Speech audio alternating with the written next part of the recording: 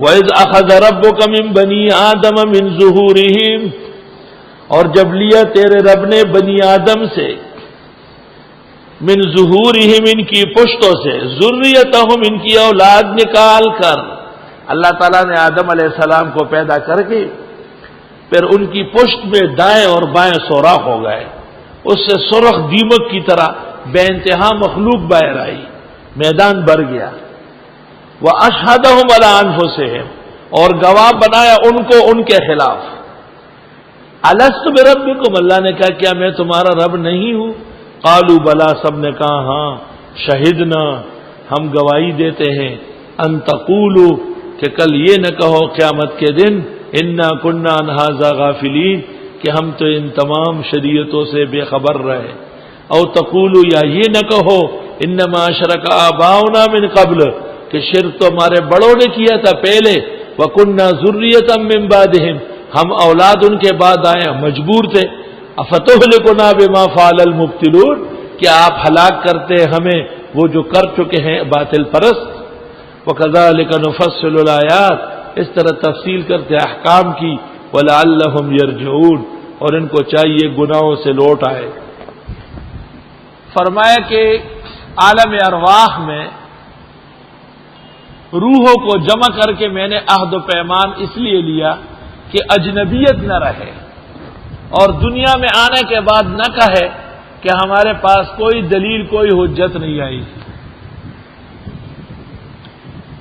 اشکال کی بات یہ ہے کہ وہ تو کسی کو یاد نہیں ہے، اس کے مکلف کیسے؟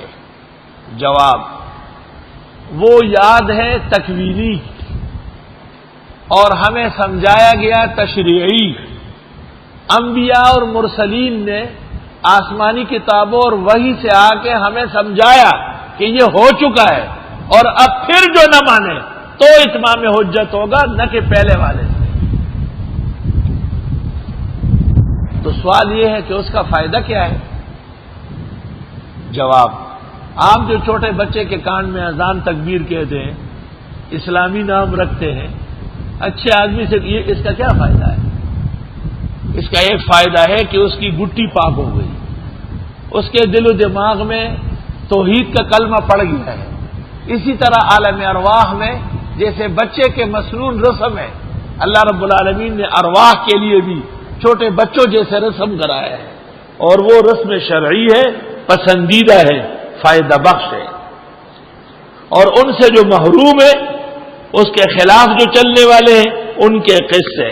وَاتْلُ عَلَيْهِمْ نَبَأَ الَّذِي آتَيْنَاهُ آيَاتِنَا، پڑھیے ان پر خبر اس شخص کی جس کو دے چکے تھے ہم اپنی آیتیں، فَانْسَلَخَ مِنْهَا، پس نکل گیا اس سے، فَأَتْبَعَهُ الشَّيْطَانُ، اس کے پیچھے شیطان لگ گیا، فَكَانَ مِنَ الْغَاوِينَ، پس ہو گیا وہ نیچے ہونے والوں میں سے۔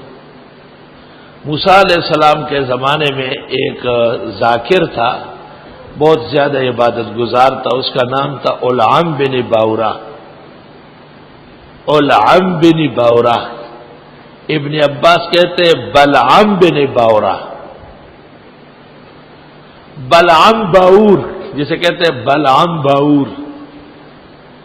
بہت زیادہ ذکر کیا تھا، خدا کے علم میں ذکر کی ایک حد ہے، جب اس تک کوئی پہنچے تو پھر ہر طرف سے حق سبحانہ و تعالی اس کی دعا قبول فرماتے ہیں۔ جو منہ سے نکلتا ہے وہ ہوتا ہے، ذکر کے آداب ہے۔ اس شخص نے ذکر الہی کی وہ حد پوری کی تھی، اور یہ اپنے زمانے میں مستجاب الدعوات بنا تھا۔ موسیٰ علیہ السلام کو حق تعالی نے اس قوم پر حملے کے لیے کہا۔ جب موسیٰ علیہ السلام بما فوج کے وہاں آئے، لوگ تنگ آئے، بلعم باور کے پاس آئے۔ بلعم باور نے پہلے تو موسیٰ علیہ السلام کے لیے کچھ بد دعائیں چاہی، لیکن وہ الٹی نکل رہی تھی۔ پھر ایک سازش کی کہ قوم کی دوشیزہ لڑکیاں زیب و زینت سے آراستہ کر کے فوجیوں کے کیمپوں میں بھیجو، جب یہ ان کے ساتھ زنا کر لیں گے تو حق تعالی شانہ کی عادت ہے کہ بدکار قوم کی امداد نہیں کرتا۔ چنانچہ یہ فعل سرزد ہو گیا، موسیٰ علیہ السلام نے اعلان کیا، اپنی قوم کو کہا، فوجیوں کو، کہ آزمائش آ گئی، نگاہ نیچے کر لو، کسی اجنبی کو نہ دیکھو۔ ایک چوکیدار تھا بے ایمان، وہ آہستہ آہستہ دیکھنے لگا، دوشیزہ اس کے ساتھ لپٹ گئی، وہ بھی اس کے ساتھ لپک گیا، اور دونوں اوپر نیچے ہوئے، اور نتیجہ یہ نکلا کہ وہ خدائی مدد پیچھے ہٹ گئی، عذاب آیا، 70,000 آدمی مرنے لگے۔ موسیٰ علیہ السلام بارگاہ الہی میں رونے لگے، حق تعالیٰ نے کہا فلاں نمبر خیمے میں چلے جائے۔ وہ اسی طرح بدفعلی کے اندر ہلاک ہو چکے تھے، اسی طرح مبتلا پڑے تھے۔ وہ شخص جس نے پیغمبر کی قوم کے خلاف سازش بتائی تھی، اللہ تعالیٰ نے اس کی زبان باہر نکالی، کتے کی طرح ہامتا تھا اور اسی طرح مر گیا۔ جو نبی کا مقابلہ کرے، جو علماء حق کا مقابلہ کرے، دنیا کا بڑا غوث قطب کیوں نہ ہو، ایک نہ ایک دن کتے کی موت مرے گا۔ پڑی ہے ان پر خبر اس شخص کی جس کو دے چکے تھے ہم اپنی آیتیں، بس نکلنے لگا، اس سے پیچھے پڑ گیا اس کے شیطان، ہو گیا وہ نیچے ہونے والوں میں۔ وَلَوْ شِئْنَا، اور اگر ہم چاہتے، لَرَفَعْنَاهُ بِهَا، تو اٹھا لیتے اس کو آیتوں سے، علم کے ذریعے تو اٹھانے۔ وَلَكِنَّهُ أَخْلَدَ إِلَى الْأَرْضِ، لیکن وہ جھک گیا زمین کی طرف، گھٹیا کام کیا۔ وَاتَّبَعَ هَوَاهُ، پڑ گیا خواہشات کے پیچھے۔ فَمَثَلُهُ كَمَثَلِ الْكَلْبِ، اس کی مثال کتے کی طرح ہے۔ إِن تَحْمِلْ عَلَيْهِ يَلْهَثْ، اگر آپ حملہ کریں تو بھی حام پہ، اور تترکو، یا حملہ نہ کرے، یلحث حام پہ۔ ذَلِكَ مَثَلُ الْقَوْمِ الَّذِينَ كَذَّبُوا بِآيَاتِنَا، یہ مثال ان لوگوں کی جو تکذیب کرتے ہماری آیتوں کی۔ فَاقْصُصِ الْقَصَصَ، بس آپ بیان پورا فرمائے، لَعَلَّهُمْ يَتَفَكَّرُونَ، ہو سکتا ہے یہ لوگ سوچیں۔ سَاءَ مَثَلًا الْقَوْمُ الَّذِينَ كَذَّبُوا بِآيَاتِنَا، بری مثال ہے ان لوگوں کی جو ہماری آیتیں نہیں مانتے۔